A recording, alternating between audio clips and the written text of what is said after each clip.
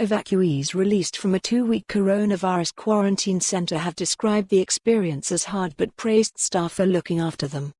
More than 100 people flown out of the Chinese city at the center of the outbreak left a UK training center on Sunday for the first time in 14 days.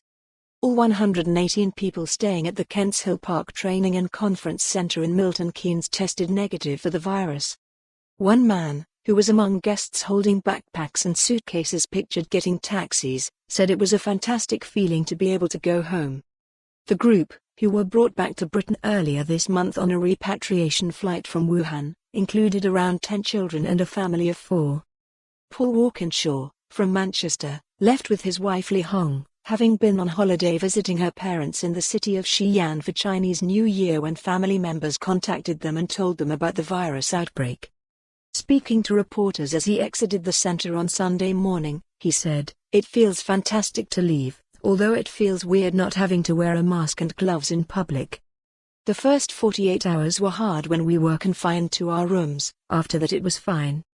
The 39-year-old praised friendly staff and the local community for their support and said he was looking forward to sleeping in his own bed again. "The first thing I'm going to do when I get home is sleep in my own bed."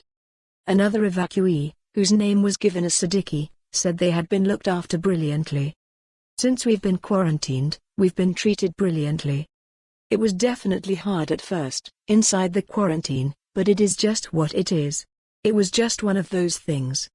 One family with a young toddler, who did not want to be named, also praised staff at the center. They told the PA news agency, "The staff were really nice and really helpful. They got us lots of things. We live in the UK but it hasn't put us off going back to Wuhan."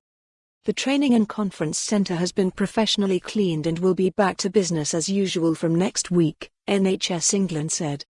Health Secretary Matt Hancock commended the evacuees for their patience and perseverance, and NHS Strategic Incident Director Professor Keith Willett thanked them for the very responsible compliance they have shown.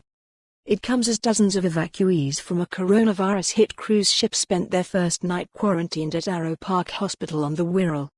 32 people, who were trapped for more than 2 weeks on the Diamond Princess cruise ship off the coast of Japan, arrived in Merseyside on Saturday evening.